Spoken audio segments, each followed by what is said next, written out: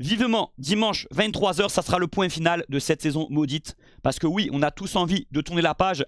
Mais il y a ce match très important contre Rennes qui va définir la compétition européenne qu'on va jouer l'an prochain. Si tant est qu'on en joue une, ça paraît le strict minimum. Bienvenue dans l'avant-match. On va revenir sur toutes les infos autour de l'OM cette semaine qu'il y a eu, en donnant mon point de vue, de manière argumentée comme d'habitude. Et j'aurai l'honneur d'avoir un invité en deuxième partie. C'est un spécialiste du Stade Rennais, un youtubeur très connu, Thomas Parlefoot, qui commente les matchs comme moi. On va discuter ensemble de cette rencontre de dimanche soir.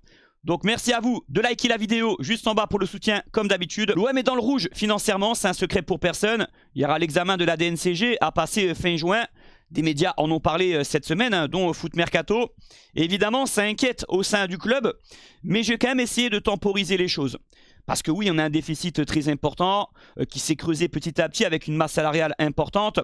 Tout ça a été conditionné à une qualification régulière en Ligue des Champions chaque saison. Mais cette année, vous savez très bien qu'on ne jouera pas la C1. Donc, quelle solution pour l'OM pour éviter des grosses sanctions de la DNCG et de l'UEFA aussi, donc des instances? Il va falloir bien entendu se séparer de quelques joueurs d'ici le 30 juin. Et dans la tête du club, du clan Macourt et de Richard, ils vont essayer de vendre les plus grosses valeurs marchandes du club. On pense à qui? Le trio qui représente le plus de monnaie, c'est Greenwood en 1. Ensuite, il y a Balerdi, en 3, t'as Gouiri, voire Peixao en 4. Alors oui, ça ferait bizarre de voir le Brésilien déjà repartir, alors que vraiment, il a trouvé son rythme de croisière à l'OM depuis quelques mois. Mais tout est possible. L'OM sera dans l'urgence de vendre quelques joueurs avec un minimum de valeur marchande. Encore une fois, pas des mecs à 5-6 millions d'euros. Et je pense qu'à partir de là, l'étau va se resserrer et qu'au pire des cas, on aura peut-être un encadrement de la masse salariale auprès de la DNCG. Mais pas plus que ça. Je ne suis pas si inquiet, moi, personnellement. L'UEFA, encore une fois, je ne pense pas qu'ils vont nous retirer d'une prochaine compétition européenne. Ce n'est pas une situation comparable avec Lyon, par exemple. Et puis, il y a Macourt derrière qui, en cas d'urgence, sera là pour assurer nos arrières. Même si on a bien compris qu'il ne compte plus investir dans les prochains mercatos. Ça sera l'objet des futurs partenaires économiques qui, j'espère, vont taper à la porte, qu'il va trouver. On le souhaite, c'est très important. Maintenant, la situation sur Lorenzi. Vous avez vu, il y a peut-être un retournement de situation qui peut s'opérer. En tout cas, apparemment, il a déjà paraphé un document s'engageant contractuellement avec Nice. Donc Nice va essayer un peu de nous faire chier en faisant valoir ses droits pour annuler son arrivée à l'OM. C'est simple, c'est un document, mais si ce n'est pas un contrat de travail, en gros... ça risque pas grand chose. On peut faire évidemment un accord moral, un accord verbal, ce qu'on appelle une lettre d'intention pour dire on va rejoindre tel ou tel club, mais il n'y a qu'un contrat de travail qui engage vraiment une arrivée formelle, une arrivée qui est actée à 300%. Donc c'est pareil, je ne suis pas trop inquiet vis-à-vis de Lorenzi. Ça va être lui le prochain directeur sportif de l'OM à 97%. Tous les médias s'accordent à le dire. Je me suis renseigné cette semaine à son sujet. J'ai écouté les déclarations qui ont été dites sur lui. Et ce qui ressort, c'est que c'est un homme qui est très rationnel. Déjà, qui ne va pas vendre du rêve, avoir une communication trop ambitieuse. Il est là pour relancer la machine, relancer le club. Et vraiment, par rapport aux ambitions actuelles de l'OM, c'est quelqu'un qui va dire la vérité, qui va faire avec les moyens du bord, tout simplement. C'est aussi un homme du Sud. Et ça, je ne le savais pas. Parce qu'on dit souvent à son sujet, est-ce qu'il est capable de bien travailler à Marseille? Il vient de Brest. Bon, c'est vrai que sportivement, le contexte médiatique est bien différent. Mais par contre, il connaît ce côté volcanique qu'il y a dans le sud de la France. Bon, il vient de Corse. Il est né en Corse, mais Marseille, la Corse, c'est des contextes où il y a du caractère, du tempérament. Vous m'avez compris. A noter que ce n'est pas quelqu'un qui s'est beaucoup occupé de la formation à Brest. Par contre, évidemment, tout ce qui concerne la stratégie sportive du club, le mercato, les discussions avec les entraîneurs, tout ça, ça sera bien sûr sa mission. Donc, à voir à l'OM, s'il aura un rôle très élargi également au niveau de la formation, moi je pense que c'est quelque chose de logique, de cohérent. Mais à Brest, c'est un fonctionnement qui était un peu différent apparemment. Alors, le sujet du prochain entraîneur, qui va être choisi principalement par Lorenzi. Ce qui ressort, c'est qu'un entraîneur français est la priorité du clan marseillais. Et les deux noms qui reviennent en priorité, c'est Galtier et Genesio, qui sont appréciés par le conseil d'administration de l'OM, parce que oui, ça va être aussi une décision collégiale, mais celui qui aura les pleins pouvoirs pour trancher, pour choisir, ça va être Lorenzi avant tout. Et c'est bien logique. Donc Galtier, ça peut être une option crédible, mais apparemment, Galtier, bien sûr, aimerait venir à l'OM, c'est son club de cœur, mais pas à n'importe quelle condition. Il veut s'assurer que l'OM ait un minimum d'ambition, un minimum de moyens financiers et un bel effectif pour la saison prochaine. Monsieur met des conditions, hein. Déjà que sa carrière est un peu en chute libre. Bon, j'arrête. Surtout que Galtier est un bon entraîneur. Ça, je le cache pas. C'est juste que j'ai pas digéré certains propos qu'il a eu au Paris Saint-Germain à l'époque. Je vais pas en reparler à chaque fois. Et il y a Genesio, qui est un homme vraiment que j'apprécie beaucoup. Un super coach également, qui a battu des entraîneurs comme Mourinho, comme Guardiola. Il a battu aussi l'Atlético Madrid. En Coupe d'Europe, il est jamais ridicule, hein. Il a fait un beau parcours avec Rennes en Europa League. Avec Lyon aussi, hein. Il a battu des gros clubs justement. Il est toujours au moins dans le top 4 du championnat de France.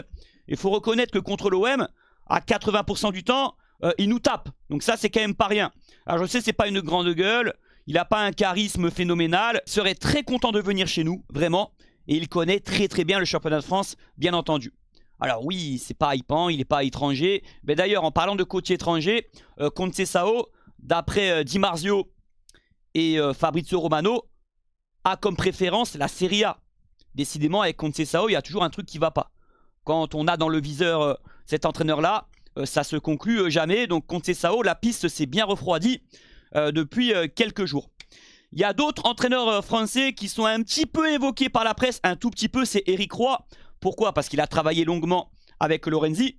Bon, cet aspect-là est intéressant, mais Éric Roy, même s'il a joué chez nous, je ne le vois pas capable de passer le palier de Brest à l'OM.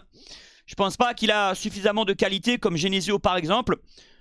Il devrait encore faire ses classes ailleurs pour montrer qu'il a vraiment le niveau pour entraîner chez nous.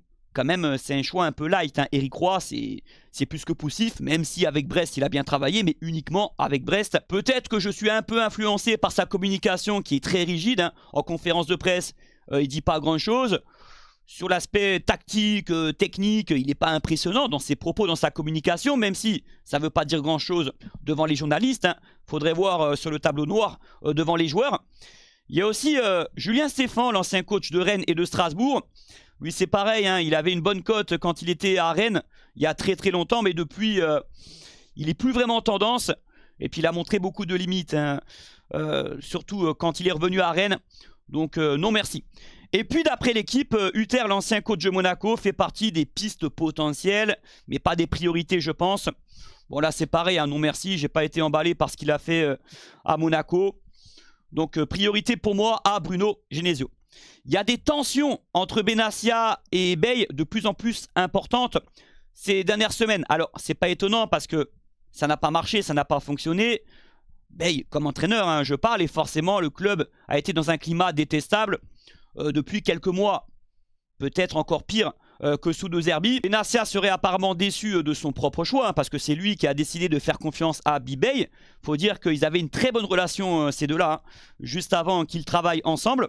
Ça a aussi joué dans sa décision. On va pas y revenir, hein. Il voulait trouver la facilité, Benassia. Et là, qu'il y ait de la friture entre les deux, c'est pas étonnant parce que quand on y repense après le gros coup de gueule de Benassia après le match contre Lorient, il n'a pas défendu Bey, loin de là. Il lui a un peu tapé dessus, hein, en disant oui, je me suis peut-être trompé en choisissant l'entraîneur, tout ça. Et jamais Habib Bey, ces dernières semaines, a prononcé le mot de Benassia ou a évoqué tout simplement son directeur sportif. Voilà, le sujet est évité de chaque côté et c'est aussi deux gros personnages qui ont deux gros caractères. Donc que les deux ne s'entendent pas dans une situation où l'OM allait très très mal, hein, depuis le mois de mars et l'élimination, on va dire, contre Toulouse en Coupe de France, ça ne m'étonne pas que ça s'est tendu aussi entre les deux. Riolo va sortir des informations exclusives en interne sur ce qui s'est passé cette saison. Pourquoi c'est parti en vrille? Et il évoque principalement comme responsabilité néfaste le contexte marseillais, on va dire. Alors ça veut dire quoi? C'est plutôt en interne au sein du club à la commanderie. Je pense que le vrai problème de l'OM, ce n'est pas le coach, le directeur sportif ou les joueurs, c'est l'environnement qui est mal géré. C'est là que ça a pété. À un moment donné, si on ne trouve pas à Marseille comment vivre avec l'environnement, je peux t'assurer que n'importe quel coach, ben, ça ne fera pas l'affaire. Tout le monde est devenu fou. Avec Habib Bey, on a inventé des choses. Donc là, il met en cause clairement l'environnement, c'est-à-dire les gens qui travaillent dans le club, à la commanderie, tel ou tel employé, tout ce qui se passe en interne, mais aussi la presse, les médias, parce que forcément, il y a des histoires qui sont amplifiées par les journalistes. Ça fait longtemps que ça existe, hein, mais on peut dire qu'on ne lâche pas à l'Olympique de Marseille et que c'est pas toujours facile à vivre. Mais pour revenir à l'environnement, ça c'est quelque chose qui revient très souvent, hein. Depuis la période Robert Dreyfus, faut le vivre pour le comprendre apparemment, mais ça m'étonne même pas, hein. De toute façon ici, on évoque des coups bas ou du copinage, au contraire, des gens qui travaillent pour leur intérêt, qui sont là pour te la mettre à l'envers dès que c'est possible. Voilà comment ça se passe, l'ambiance à la commanderie depuis 30 ans. Alors j'exagère, il y a eu quelques périodes où ça s'est pas trop mal passé. Pendant l'ère Pape Diouf, beaucoup ont essayé de faire le ménage. À la période Longoria, même Hérault, bref. Vous voyez ce que je veux dire? C'est pas facile de travailler ici. Et voilà pourquoi on a essayé aussi de séparer, ça a été fait hein, d'ailleurs, certains employés du côté de l'avenue du Prado, de séparer les secteurs d'activité autour du club. Habib Beye a-t-il un traitement beaucoup plus sévère envers lui qu'avec les autres entraîneurs de l'OM? Moi je trouve pas, même si c'est vrai que on lui a pas fait de cadeau. Depuis qu'il est là, je pense aux supporters, mais aussi aux journalistes. Mais bon, quand je repense aux 10 entraîneurs précédents de l'OM, que ce soit Tudor, que ce soit Sampaoli, même Villas-Boas, Rudy Garcia, j'en parle même pas, eux aussi, ils ont pris cher. Donc Beye a dénoncé ça en disant qu'il y a beaucoup de mensonges qui sont mis sur la place publique et qu'aucun autre entraîneur en France a ce traitement de faveur. Mais c'est ça l'Olympique de Marseille, malheureusement. Ça me fait mal au cœur pour lui parce que c'est un bon mec, c'est un joueur qui a vraiment marqué positivement l'histoire de l'OM en étant resté 4 saisons et en ayant fait 4 saisons vraiment pleines. Hein. J'ai pas de souvenir d'une période de trou de Habib Beye chez nous. Et encore une fois, c'est un homme très sympa. Donc ça fait chier pour lui. Et d'ailleurs, j'ai écouté sa conférence de presse hier. Pas grand chose à signaler. Il avait quand même le sourire tout en sachant que c'était son dernier match avec l'OM. Et vous verrez que quand il va partir dimanche soir, il aura un beau message pour le public et pour le club, qui restera son club de cœur, quoi qu'il arrive. Quelle ambiance au Vélodrome? Bon, je vais rien inventer. Les groupes de supporters ont communiqué là-dessus la semaine dernière, et quand c'est tranché, c'est tranché. Les groupes ne revoient pas leur position, même si je vois beaucoup cette semaine, et je peux le comprendre à juste titre, cet argument, il faut supporter l'Olympique, le club, pour aller chercher une place européenne. Les joueurs, on s'en fout, ils vont partir à 23 h dimanche. Peu importe, ils ont déjà connu la fronde, la gronde. Voilà, qu'est-ce que ça va changer? Je peux l'entendre, je peux comprendre, même si c'est logique hein, que ça grogne après cette saison catastrophique. Mais il y a quand même un bel enjeu dimanche soir. Donc de toute façon, il n'y aura pas d'ambiance dans les virages. Mais les tribunes latérales, Jean-Bouin et Gannet, ils vont accompagner sur les actions, ils vont un peu applaudir. Et il n'y aura pas de sifflet au coup d'envoi. Par contre, si l'OM perd, évidemment que le public peut fortement se retourner contre les joueurs en cours de match et peut-être rapidement. Petit focus sur Jonathan Rowe, qui est en pleine forme, qui a marqué une bicyclette à Naples. Pourquoi j'en parle? Parce que par qui on l'a remplacé cet été? Non, pas Péchao. Traoré, qui a un salaire beaucoup plus important que ce que touchait Rowe chez nous. 400 000 €. Ahmed Junior Traoré. Alors oui, les arguments cet été, c'est qu'il était plus polyvalent que Rowe. Il peut jouer dans l'axe et à gauche. Mais ça fait mal au cœur. J'imagine votre tête en m'écoutant. Le parallèle, la comparaison, Rowe et Traoré, il n'y a pas photo. Le calendrier de ce multiplex. Alors, ce qui nous concerne nous, c'est uniquement le match Strasbourg-Monaco. Et encore, dans le cas où l'OM perd, Monaco peut passer devant nous. Parce que si on fait match nul et que Monaco gagne, on sera devant Monaco au goal average. Voilà. Si on gagne, vous savez qu'on finira 5e, hein, quoi qu'il arrive. Après, bien sûr, l'enjeu de cette soirée, à part l'OM, c'est qui va finir barragiste, Nice ou Auxerre. Je pense que ça sera Auxerre. Qui va finir 3e? Lille devrait s'imposer contre Auxerre. Qui va être 4e? Lyon ou Rennes? On espère plutôt Lyon, sinon ça voudra dire que Rennes nous a battus. Donc on suivra ça également. Pour résumer, si on bat Rennes, on est certain de finir 5e et donc de jouer l'Europa League l'an prochain. Si on reste 6e, comme actuellement, on jouera les barrages Europa League si Lens gagne la finale de Coupe de France contre Nice uniquement. Sinon, on jouera la Conference League en restant 6e. Et si on perd ce match contre Rennes et qu'on passe 7e, on jouera quand même la Conference League si Lens gagne la Coupe de France. Mais si on perd contre Rennes et que Nice gagne la Coupe de France, on n'aura pas de Coupe d'Europe. Voilà le seul scénario qui ferait que l'OM ne joue pas de compétition européenne la saison prochaine. Vu les circonstances de la saison, surtout ce qui s'est passé dernièrement, être en Europa League, ça serait quelque chose de pas trop mal en l'état actuel. Après, quand tu repenses aux investissements qu'on a fait l'été passé, à la qualité intrinsèque de l'équipe, parce que l'OM n'a pas une équipe dégueulasse sur le papier. Quand tu vois Péchao, Greenwood, Gouiri, Timber, on en reparlera dans quelques années. Et on gardera de cette saison un goût très amer, un goût cauchemardesque, ça c'est clair et net. Mais bref, ne pas se qualifier en Ligue des Champions, ne pas être dans le top 4, c'est un échec monstrueux sportivement et financièrement. Il y a quand même une petite possibilité pour que l'OM joue la Ligue des Champions encore. Eh bien oui. Si Lyon est exclu de la Coupe d'Europe l'an prochain, il y a des informations comme quoi, attention Lyon, leur situation est à suivre hein, parce que ils doivent respecter les conditions de l'accord qu'ils ont signé sur le fair play financier il y a 1 an. Et si ce n'est pas le cas, ils ne joueront pas de Coupe d'Europe l'an prochain. Donc dans ce cas-là, le barragiste Ligue des Champions, et ben cette place-là, ça sera le 5e de Ligue 1 qui va la disputer. Donc Rennes ou l'OM. Vous vous rendez compte? Si on bat Rennes et que Lyon est exclu de Coupe d'Europe, on ne sait pas, hein, tout est possible. L'OM jouera les barrages Ligue des Champions cet été. Après, est-ce qu'il vaut mieux aller en Europa League directement ou passer par les barrages Ligue des Champions cet été? Parce que oui, tu as 2 tours préliminaires, tu dois reprendre l'entraînement très tôt, ça joue sur la préparation, même sur le recrutement. Hein. Parce que si tu vas en Ligue des Champions, tu dois recruter fort fin août. Et donc ton mercato, tu le lances véritablement fin août. Bis repetita comme l'an dernier. Donc ça peut être un traquenard, un certain piège tendu d'aller en barrage Ligue des Champions, même si je sais que certains clubs sauteraient sur l'occasion pour y aller, bien entendu. Avant de passer à l'avant-match avec Thomas Parle Foot, voici mes pronostics pour le match de dimanche avec mon partenaire. Vous avez votre premier pari qui est doublé jusqu'à 100 € de mise. Le lien est en description pour en profiter de cette offre de bienvenue. C'est pour les majeurs uniquement, je le répète à chaque fois, et surtout parier en étant responsable en fonction de vos moyens financiers. Soyez raisonnable dans les mises que vous mettez sur les paris sportifs. Donc la victoire de l'OM est à 2. La cote est assez intéressante. Après, bien sûr, ça reste un match très indécis. On va en parler tout à l'heure. Rennes va être surmotivé, peut-être encore plus que nous. Je partirai plutôt sur un but de Péchao à 3,10. Et également les 2 équipes qui marquent à 1,45. Ça me paraît une base assez intéressante. Voilà.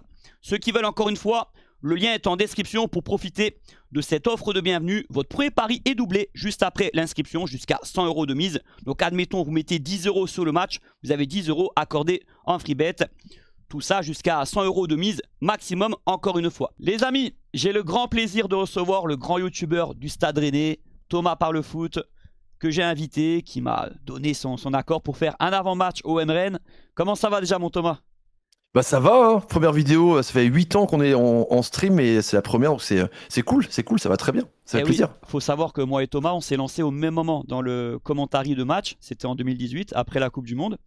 Et donc, on a traversé à peu près le même chemin au niveau des compétitions qu'on a commentées, au niveau de cette aventure YouTube. Donc, c'est un beau symbole que je partage cet avant-match avec Thomas. Et aussi, je pense, pour nos communautés qui vont dire en commentaire leur point de vue sur le match et pas que.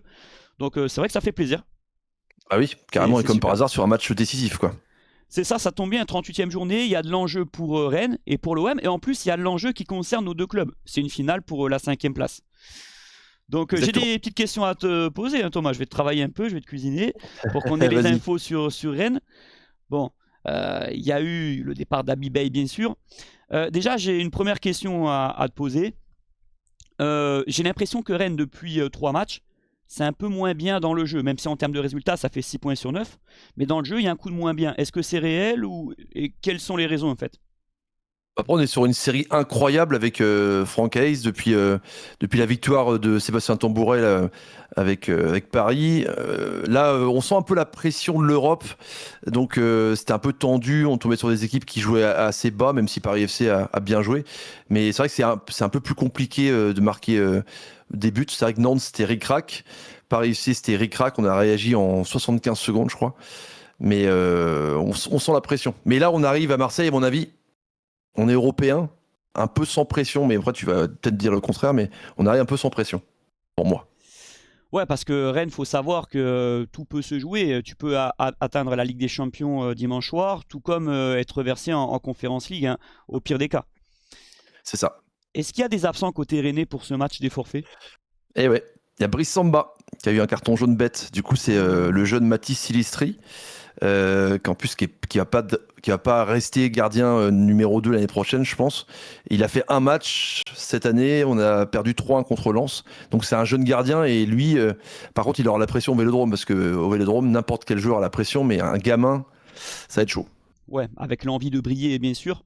Oui, j'en ai entendu parler d'ailleurs que Samba a pris ce carton bête. Et mis à part ça, Frankowski toujours blessé. Enfin lui c'est récurrent, mais on n'a pas de gros absents, on va dire. Tout le monde est là quoi sur le point. Il y a un petit doute sur Altamari qui s'est entraîné à part, mais tout le monde est là à part Brice Samba quoi. et il sera remplacé par Najida Frankowski, c'est bien ça, côté droit? Ouais, Najida. Ah non, Seydou n'est pas là. Seydou n'est pas là pour un problème de passeport pour un match avec le Ghana, je crois. Donc il est pas dans le groupe, ouais. Donc c'est Najida qui jouera, c'est sûr. C'est un joueur qui n'est pas titulaire, qui rentre en cours de match souvent, Seydou, non? Ah, il est titulaire en ce moment. Ah ouais, d'accord. Ouais, mais Aïdou Seydou, à l'ancien de Clermont. Mais Nagida, ouais, c'est un joueur assez rapide, contre-attaquant, donc qui fait un peu des. Nagida, défensivement, j'ai un peu peur, mais bon. Ouais, je le connais à la CAN, le Cameroun, bon petit Ouais. potentiel, mais je vois, il a une bonne patte, enfin, il est pas mal dans ses percées, Ouais, dans ses montées vers l'avant. D'ailleurs, c'est les ça. amis, je fais une petite parenthèse, mais abonnez-vous à la chaîne de Thomas Parle Foot, hein, il va faire le multiplex, il commente tous les matchs de la Ligue 1, ça sera épinglé en commentaire, le lien de sa chaîne, tout sera noté, je le rappellerai à la fin de notre petite émission. Donc voilà, en ce qui concerne les absents. J'ai une autre question. Dis-moi. Si tu devais me donner les 3 joueurs à suivre côté Rennais, les 3 joueurs les plus en forme ou les plus importants. Bon, si tu devais- C'est facile, hein. Je dirais Rongier, évidemment, qui va vouloir prouver en plus dans son ancien club. Le Paul, hein, évidemment, le meilleur buteur français. Et à chaque fois, ça crée polémique. Mais moi, Moussa Altamari, attention, parce qu'il est capable de tout et de rien.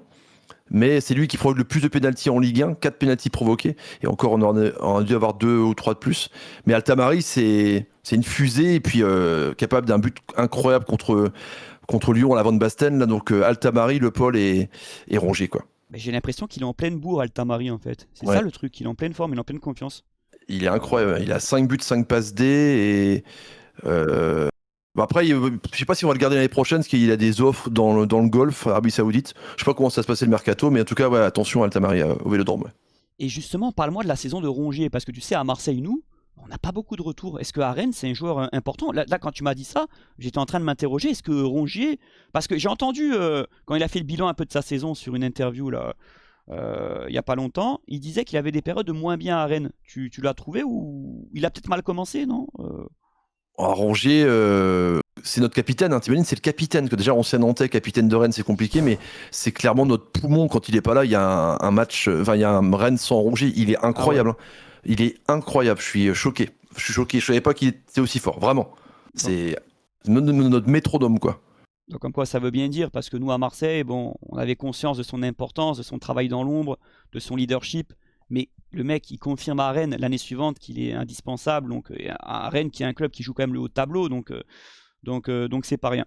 Ok pour les 3 joueurs à suivre, et quelles sont pour toi les faiblesses un peu de Rennes ces temps-ci, les axes dans le jeu, ou peut-être sur les coups de pied arrêtés, le manque de concentration, peut-être que manque d'efficacité, je sais pas, est-ce que pour toi il y a des axes côté Rennais ces temps-ci où ça tangue un peu le milieu de terrain?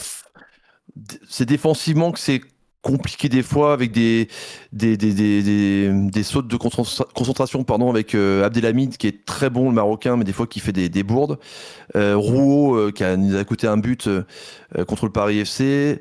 Je sais pas si Brassier c'était un choix sportif, il a été catastrophique aussi à Lyon. Moi je dirais défensivement quoi. Défensivement c'est des fois pas fou et puis derrière il y a Brice Samba. Et là, il n'y a pas Brice Samba, donc c'est défensivement, c'est ça qui me fait peur. Et l'attaque, le Paul marque quasiment un but par match, donc je vais pas te dire que ça va pas, mais non, c'est défensivement, ça me fait peur. Je suis inquiet, surtout si Greenwood, Gouiri qui revient, ça me fait un peu peur. Pekchao, Ouais, J'ai un pour peu te peur. répondre, tu sais, nos avant-centres, ils ont tous du talent, les trois de devant, mais il faut qu'ils aient des Tant mieux. ballons. Il faut qu'ils aient des ballons. Et à l'OM, les milieux de terrain, justement, il n'y a pas ce lien avec les attaquants. Greenwood est obligé de descendre très très bas. Et justement, Thomas, pour te répondre, quand je vois la ligne défensive de Rennes, sur le papier, c'est pas le plus impressionnant, la ligne derrière. Tu as aussi Quentin Merlin, côté gauche, qu'on connaît bien. Défensivement, lui aussi, c'est pas l'assurance tout risque. Tu t'en penses Non. quoi de Merlin? C'est joueur moyen, correct, c'est C'est- Il a remplacé Adrien Truffert qui cartonne tout c'est le en meilleur. Angleterre à Bournemouth, là. C'est moyen. Offensivement, c'est pas mal. Il distribue Ouais. avec sa patte gauche des bons centres, mais défensivement, c'est catastrophique. Il fait beaucoup de passes latérales. C'est pas incroyable, hein. C'est pas incroyable. C'est pas un incroyable joueur, hein. Ouais, on est d'accord sur Merlin. Et puis, c'était même un point faible de l'OM pour te dire l'an passé. Mais je pense qu'à Rennes, il est dans un contexte un peu meilleur pour lui. Il y a moins de pression. Et rapidement, ton bilan sur Brassier, sa saison. Ah oui, Brassier, c'est vrai, j'ai oublié qu'il était à Marseille. C'est catastrophique chez vous, d'ailleurs. Bah nous, c'est notre. Alors, à Kabit Bay, c'était très compliqué. Tout était compliqué de toute façon avec Kabit Bay. Mais avec Franck c'est vraiment jusqu'au match de Lyon, où c'était un naufrage pour tout le monde, mais c'est un pilier, quoi. Il est Ouais. impressionnant. C'est le Brassier du Prime Brest de Champions League, quoi. Il est très très costaud, il fait des montées.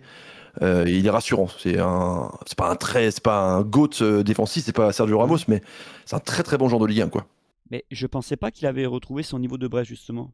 Tu fais même le dire, mais ouais. Bah écoute, Brassier, c'est un bon mec après, donc tant mieux pour lui Ouais. hein, qu'il a pu se relancer à Rennes, mais chez nous, ça le faisait pas du tout. Et il a eu l'intelligence de le reconnaître pourquoi à Marseille, ça n'a pas fonctionné. C'est aussi dû au fait, à De Zerbi, il a eu du mal à assimiler certaines consignes. Et ça l'a un peu fait perdre la confiance dans son jeu. Et puis à Marseille, c'est un autre contexte. Quand tu arrives, c'est Ouais. différent. Alors, j'ai une autre question à te poser concernant Habib Bey. Honnêtement, Thomas, je vais te poser la question à toi. Et Ouais. aussi, si tu peux un peu avoir l'avis, parce que tu connais un peu les retours qu'il y a du côté des supporters rennais. Est-ce qu'il y a de la rancœur vis-à-vis d'Habib Bey? Parce que moi, j'ai pas très bien compris son départ, enfin, les différends qu'il y avait eu avec Rennes sur la fin, à part avec certains cadres. Est-ce que les supporters rennais dans l'ensemble en veulent à Habib Bey et est-ce que c'est ton cas à toi? Je vais dire beaucoup de supporters en veulent à Habib Bey.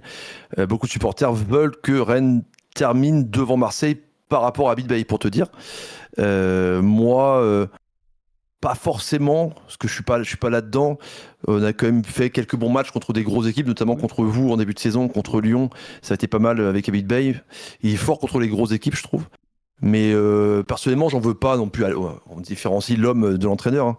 Mais en tout cas, je sais que les supporters rennais, ouais, ils veulent se faire Habib Bey plutôt que Marseille. Déjà que Marseille, c'est pour n'importe quelle équipe, tu le sais hein, mieux que moi, mais c'est de se taper Marseille, battre Marseille, c'est voilà, c'est toujours énorme pour n'importe quelle équipe. Mais là, vu qu'il y a Habib Bey, j'irais même peut-être une sorte de vengeance, hein, parce que il y a des cadres qui ont été au placard. Euh, ouais, tout le décorum autour d'Habib Bey, soi-disant il a un melon. Enfin, ça tu le sais mieux que moi aussi, mais ouais, il y a une rancœur. Je peux dire qu'il y a une Alors, rancœur. Ouais. vis-à-vis des joueurs, ça m'étonne pas qu'il y ait certains cadres qui seront revanchards Ah, et tout. Mais vis-à-vis du public, tu sais, j'avais vu des images avec le cop du Roazhon Park là, qui était en train de gueuler avec les joueurs par rapport à Habib Bey, donc ça m'étonne pas non plus. Donc oui, il y aura une motivation supplémentaire pour les Rennais vis-à-vis de Bey. Ça, tu sais, pour parler un peu du match, la question de la motivation, moi j'ai un peu peur parce que à l'OM, tu sais qu'il y aura un grand ménage cet été, que la plupart des joueurs vont partir et ils le savent déjà. Il y a un contexte, on peut même en parler dès maintenant, l'ambiance au Vélodrome, il n'y aura pas d'encouragement dans les deux virages. c'est On en a sûr parlé. ça? Ah, c'est officiel. Tu sais, quand les groupes de supporters ils communiquent, ils font un communiqué silence total, c'est pas pour changer d'avis après la victoire contre le Havre. Donc, il y aura un peu de monde au stade, mais tu connais le Vélodrome, un contexte un peu rebelle. Et justement, côté marseillais, depuis quelques jours, parmi les supporters, les gens, il y en a des, ils comprennent pas parce qu'ils se disent attends, t'as une place en Europe à aller chercher, c'est le dernier match, tu t'en fous des joueurs, ils vont partir.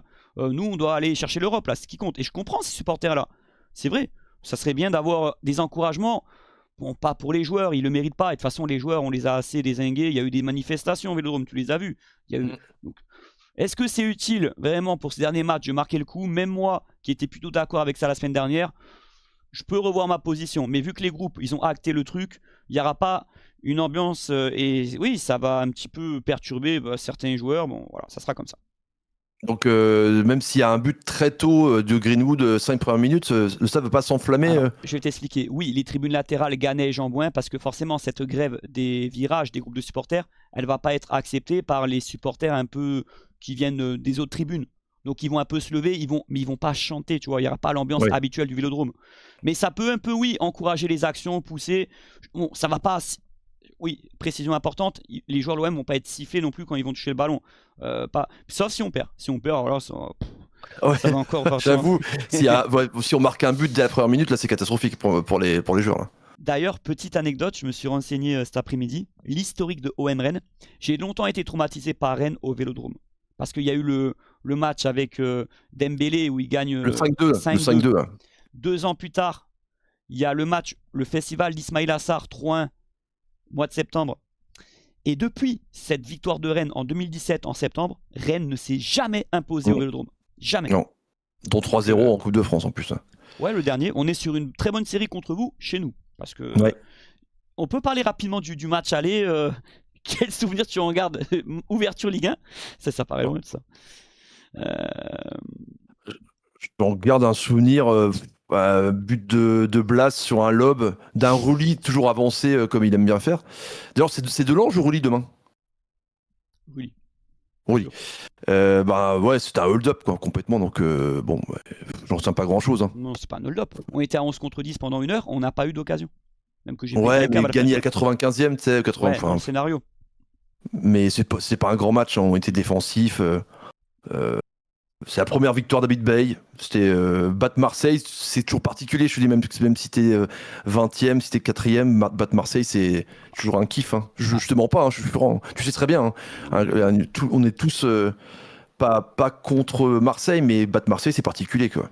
Battre Marseille-Paris, c'est particulier. Non, les deux clubs là. Dans la position, oui, d'un club comme Rennes, par exemple, battre l'OM ou le PSG, ou même un peu Lyon, forcément, tu exploses.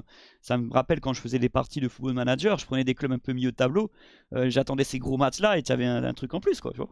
Bah oui, même s'il n'y a pas de rivalité frontale OM-Rennes, bien sûr. Mais c'est à part pour vous. Et je me rappelle de l'explosion, mais premier match de la saison, fin du match, quand vous marquez, là, Bey, son staff et les joueurs, c'était un truc de fou. C'est la folie. En plus, c'est un contexte particulier parce que allant au stade avant le stream, Marseille, c'est là où il y a le plus de supporters en France, mais partout, pas que dans les parkages, quoi. Donc, quand il y a un but de Marseille, c'est le seul match vraiment le seul match où le stade se lève et tu comprends pas, t'es chez toi, mais ça se lève quand même pour les buts de Marseille. Donc, c'est vrai que c'est particulier. Quand il y a Marseille, il y a un truc particulier aussi. Parce qu'on se dit, il y a même des Rennais, pour te dire, c'est rare, hein, mais bon, qui ont un maillot de Marseille le jour de match Marseille-Rennes, alors qu'ils sont Rennais tout le reste de l'année. Je te jure, c'est vrai. Ouais, qui ont un peu les deux clubs, parce qu'il y a le club de la ville et le club parce que l'OM depuis très longtemps, l'air tapis, tout ça, quoi. Tu fais bien de le dire, Thomas, parce que même à l'heure actuelle, et depuis que tu streams, le PSG, ils ont accentué leur domination. Mais dans les stades à l'extérieur, le club le plus représenté, c'est le public marseillais sur les buts. Largement. Encore plus que le public parisien. Pourtant, Paris, c'est devenu le club populaire chez les jeunes. Chez les moins de 20 ans, c'est Paris qui est devant. Mais ouais, dans les stades à l'extérieur, c'est toujours l'OM. Et si on prend même toutes les régions de France, l'OM est très bien implanté en Bretagne, Normandie. J'ai des potes proches qui sont fans de l'OM, hein, qui sont pourtant... Non, si, c'est l'OM, c'est la folie, hein, depuis tout le temps. Même Monaco, on galvaude de Monaco, mais il y a pas mal de supporters à l'extérieur aussi. Hein. Enfin, il y a pas mal de gens qui sont supporters de Monaco, bizarrement, alors que c'est un stade vide, mais il y a pas mal de supporters. Ouais, ça c'est connu, côté Monaco. Ils ont cette fanbase, en plus, qui répond présent dans les déplacements à l'extérieur. Je vais te poser une question, une dernière question sur Francaise. Bon, sa venue est une réussite, hein, bien sûr. Je savais même pas d'ailleurs qu'il vient de chez vous. Je connaissais pas l'histoire, moi. En quoi ça va mieux? Enfin, la passation Bey-Francaise, en quoi? Bon, tu vas me dire, il y a une révolution, ça. Mais en quoi, en fait, précisément, le jeu de Rennes est meilleur? Il a donné la confiance aux joueurs, je sais pas moi. Déjà, il a arrêté de... Enfin, avec Bey, ça m'a saoulé, pour te dire, que Bey nous a matrixé avec ce système à 3 qui marchait pas. Et premier match à Marseille qui fait chez vous, il reste à 4. Je me suis dit, putain, il s'est foutu de notre gueule. Je sais pas combien de mois. Et remettre à 4, alors que Hayes était un mec qui faisait à 3, 5-2 à Lens. Le système à 4 à Rennes fonctionnait mieux. Il y a plus de liens, il y a plus de responsabilités. Et puis même, le vestiaire était en train d'exploser avec Bey et ça donnait un peu de sérénité. Franck Hayes, en plus, il a été formé 6 ans à Rennes. Sa femme, elle est bretonne. voilà, l'ADN rennaise, c'est son rêve depuis longtemps. Enfin, c'est pas, enfin, je compare pas Paris et Marseille, mais il voulait entraîner Rennes un jour dans sa vie, quoi. Alors que Bay, c'était une opportunité, quoi. Donc ça va mieux, quoi. C'est la confiance, tout va bien. Il est plutôt posé comme gars. C'est plutôt la confiance, indépendamment du jeu, qui a apporté un truc différent. Et surtout aussi, je n'oublie pas la victoire de Tourbouret, l'adjoint, enfin le mec entraîneur des jeunes on a battu Paris, quoi. Sans ça, on a eu une dynamique incroyable. On aurait pris une valise avec Paris et il serait pas arrivé dans des bonnes conditions, tu vois. Mais la confiance est revenue en tout cas. Ouais, la machine a été relancée avec la victoire contre le PSG. D'ailleurs, vous battez souvent le PSG. Et Ouais. tu sais, j'ai remarqué Francaise, c'est vrai qu'il était content de venir chez vous. Et il y avait une petite vidéo présentation, là, je sais pas si c'était Canal qui avait mis un truc en place. Et tu vois son émotion de revenir à Rennes en tant qu'entraîneur. Alors que le mec, il avait fait des grandes choses quand même à Lens, mais être à Rennes, ça sentait que c'était spécial pour lui. Ouais, c'est spécial. Et puis, il nous qualifie en Europe. Même si Abid Bay nous a quittés, on était 6ème. Faut quand même pas oublier non plus que ça se trouve, on terminera 6ème. Tu vois, c'est bizarre. Hein. On fait quelqu'un, on est 6ème, et ça se trouve, on finira 6ème. Mais avec une confiance différente. Et puis un mercato qui va bouger. On a déjà signé Thomasson, là, c'est officiel, ça y est. Bonne recrue, un meilleur passeur de Ligue 1 quand même. Donc c'est cool. Ça me surprend un peu. Thomasson qui aurait pu jouer avec des champions avec Lens. Et là, il y a Projet Rennais qui l'a convaincu. Après, Rennes est un club de haut tableau aussi, hein, mais salaire à fin. Gros salaire. Hein. Plus de 200 000 euros, 3 ans de contrat, 32 ans. Voilà, la réponse est là.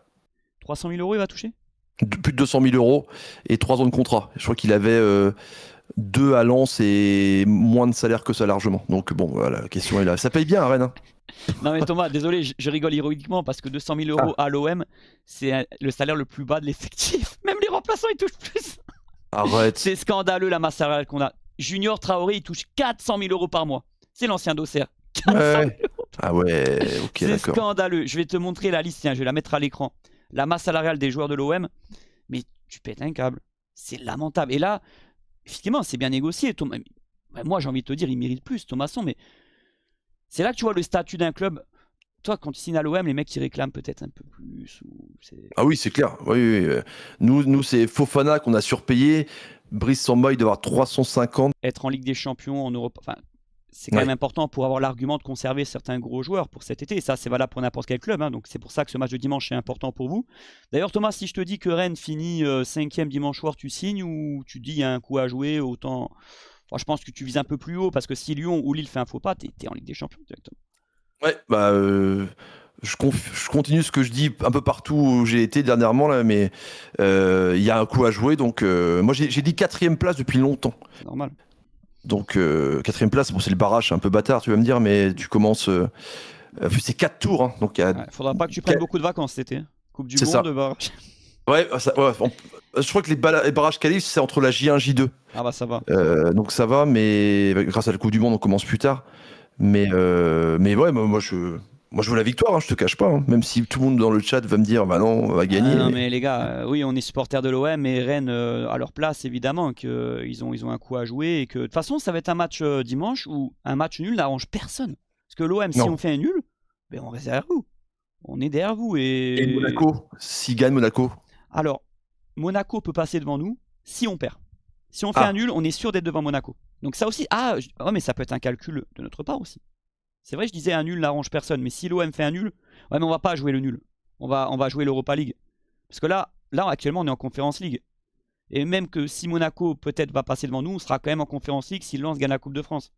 Donc non. Oui, mais de toute façon, là Strasbourg à Monaco, je pense que Strasbourg va vouloir bien finir. Enfin, on ne sait rien, après on peut pas parier, mais un nul et on est tous les deux en Europa League, quoi.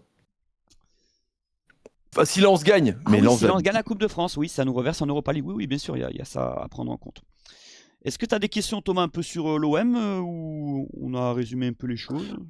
L'OM, je me dis, le niveau des joueurs, je m'en fais pas, mais c'est quoi le 11? Ça va être quoi le 11 du coup? Alors je te le donne, je pense pas me tromper. Rulli, Emerson, Medina, Balerdi, Ouéa à droite, Pavard remplaçant, Aguerd blessé. Milieu de terrain, il y aura Timber, Højbjerg et Vermeuren. Nadi sera remplaçant, il a pas fait un bon match contre le Havre. Et devant, il y aura Péchao, Greenwood, Gouiri. Du classique, hein. Ouais, c'est un 11 classique. Hein. Belle équipe quand même. En fait, l'OM, c'est une belle équipe sur le papier cette année. Il y a un tas de raisons qui fait que ça n'a pas marché, mais on n'a pas une équipe dégueulasse en soi. On peut pas dire l'inverse, même si je sais que c'est le jeu qui est pourri, ça n'a pas pris, mais c'est un peu tendance de penser ça. Mais non, on n'a pas une équipe ridicule. La question est et maintenant, pour toi, et pour les gens dans le chat d'ailleurs, la saison, quoi qu'il arrive, elle est loupée ou pas? Bien sûr. Même si on arrache cette 5e place dimanche soir, ça sera un moindre mal. Mais quand tu vois les investissements l'été passé, la masse salariale qu'on en parlait là, c'est scandaleux de ne pas être dans les 4 premiers. C'est scandaleux. En fait, on a pris ces risques-là, ces petits risques-là, en se disant de toute façon, on va être top 4. Donc l'année prochaine, l'argent de la Ligue des Champions, les options d'achat, les salaires, tu vas les assumer. Sauf que tu n'es même pas top 4. Et tu sais ce qui s'est passé en Coupe d'Europe et en Coupe de France en plus de ça. Coupe de France, c'est ça pour moi, Coupe de France. Il y aurait eu un titre et une qualification d'Europa League, c'était bon pour vous, quoi. Ah oui, Coupe de France, ça aurait tout remplacé, ça aurait tout sauvé hein, si on gagnait la Coupe de France, bien sûr. Mais moi, mon pire souvenir, je ferai une vidéo bientôt sur une tier list des joueurs que j'aimerais garder, pas garder, un peu la moyenne, on fera peut-être des notes hein, d'ailleurs. Et mes pires souvenirs, c'est Bruges, mon pire souvenir, c'est Bruges. Ouais, j'avoue. Bruges, ça, il fallait le vivre. Bruges avec la tête du gardien de Benfica. En fait, à 2-0, tu fais un match scandaleux, tu te fais promener à Bruges, tu perds 3-0 là-bas. Et il reste 10 minutes, tu joues à la passe à 10 parce que tu sais que Benfica, ils vont pas marquer, tu te dis. Et en fait, ils marquent. Et tu sors encore en Ligue des Champions, 4e fois, honteusement. De suite, c'est 4e fois de suite. Et là, j'ai pété un câble dans mon débrief. Je sais pas si tu avais vu. J'avais envoyé un gros coup de gueule. Moi, j'en ai plein le cul de l'OM. La Ligue des Champions, on est les pires maintenant. Bon, on n'est plus les seuls à l'avoir gagné, mais on avait ce prestige-là pendant longtemps. Ça a duré longtemps. Et là, on est devenus les pires en France. Ah, mais c'est vrai, c'est assumé. Bon. Et c'est passé maintenant. Bon, tu vas être pour Arsenal évidemment le 30, mais si Paris gagne une 2e étoile, c'est passé, c'est derrière toi maintenant ça? C'est bon. Ah non, ça fera chier. Parce que, bon, même si c'est moins important pour nous dans le sens où, ça y est, ils l'ont gagné aussi, donc on n'a plus cette suprématie. Mais c'est comme Barça-Real, la rivalité, tu vois. Il y a le Real en finale et tu es supporter du Barça, tu vas pousser pour que le Real y perde. Et en plus, ça serait une 2e de suite, donc ça nous remettrait un coup d'œil à la tête. Non, ça fera chier un peu tout le monde, donc on va pas se mentir. Ça remettra un petit coup de massue, un petit peu à tout le monde, moins que l'an passé, mais un peu quand même. C'est sûr. Une autre question, l'année prochaine, c'est quoi? C'est Genesio, Galtier, c'est quoi le projet? Bon, ça sera un entraîneur français avec l'arrivée de Lorenzi. Bah oui, Galtier et Genesio font partie des favoris. Genesio, ça l'intéresserait. Il a toujours dit du bien de l'OM. Avec lui, l'aventure peut se terminer. J'aime beaucoup ce coach et cet homme. Ouais, Galtier... je te conseille Genesio tous les jours. Oui, tu connais. Ah ouais. Meilleure époque Rennes, hein, 2022. C'était 102 buts, c'était du régal. Il y a eu un parcours en Europa League. Ouais, mais le jeu de Genesio. C'est incroyable. Et Galtier, c'est un bon entraîneur, on connaît ses qualités dans le management, il connaît la Ligue 1, mais j'ai du mal à digérer certaines choses quand il était à Paris. Je pense que tu vois ce que je veux dire. Certaines déclarations qu'il a eues envers l'OM, il s'est un peu trop agenouillé devant le PSG pour un pur Marseillais comme lui. Il n'avait pas besoin de ça parce que Galtier, à Paris, il serait jugé sur les résultats et le jeu. Le reste, les gens, ils s'en foutent. Alors peut-être il s'est dit, j'arrive à Paris, je suis Marseillais, donc j'ai intérêt à faire bonne impression. Il y a Nasser derrière qui peut-être je suis pas à sa place, mais... Genesio, bon choix, franchement. Après, vas-y, dis-moi. Question caractère, bon, il s'est intégré partout, il s'est adapté partout. Mais Marseille, c'est encore un peu différent. Après, on a besoin un peu de calme aussi dans ce club prochainement. Et lui, c'est quelqu'un qui a un certain sang-froid. Mais il a quand même du caractère, parce que des fois, tu le vois bouder, tu le vois contester après. Après, quand t'as Olivier Létang derrière, c'est... Ah bah tiens. C'est ce que j'allais dire, justement. Il a fait Létang à Rennes et Lille, donc t'inquiète pas que la pression, il l'a eu. Hein. Pas. Olivier Létang, c'est... Ouais. Mais c'est un bon président. Ah bah il réussit partout. Et nous, ils avaient remis en lumière 6 ans européens. Il réussit à Leeds Champions League. Franchement, c'est un très très très très bon. Et ben en tout cas, Thomas, c'était un plaisir. Je vous répète, les amis, allez vous abonner à la chaîne de Thomas Parle Foot. Il fait tous les matchs de Ligue 1. C'est vrai, hein, du 100%. Donc il y a les matchs de l'OM, bien sûr. Il y a tous les autres matchs du championnat. Moi aussi, j'en fais de temps en temps et ça nous intéresse parce que ça concerne l'OM et c'est notre championnat. Donc le lien de sa chaîne est en commentaire épinglé et en description. Il va commenter le match aussi dimanche, mais en étant supporter de Rennes, ce qui est bien normal. Et ben on se refera ça, Thomas, si t'es chaud. peut-être sur ta carrément, chaîne, avec je sais plaisir. pas moi. Ah bah, avec plaisir. On se fera ça parce que c'est sympa. Moi, j'aime bien faire les avant-matchs à chaque fois et quand il y a des intervenants de qualité, bien sûr, sinon je fais pas. Mais ça m'aide et ça, je trouve que ça passe bien, quoi. Carrément. C'est sympa aussi pour les gens parce que les gens te connaissent pour la plupart. Donc voilà. Si ça vous a plu, mettez un petit pouce en bas de la vidéo. Et puis on se retrouve dimanche pour le gros match. Et ça va être intense, ça va être chaud. Voilà, j'espère que ça vous a plu cet échange. Si c'est le cas, mettez un petit pouce en bas de la vidéo et soyez là dimanche soir. Hein. On va vivre ce multiplex. La dernière soirée de cette saison qui a été éprouvante pour nous. Je serai là, fidèle au post, aux commentaires. Je compte sur tout le peuple marseillais pour m'accompagner comme d'habitude. Et surtout dans l'optique de finir le mieux possible, c'est-à-dire de gagner pour être 5e et en Europa League. Forza l'Olympique.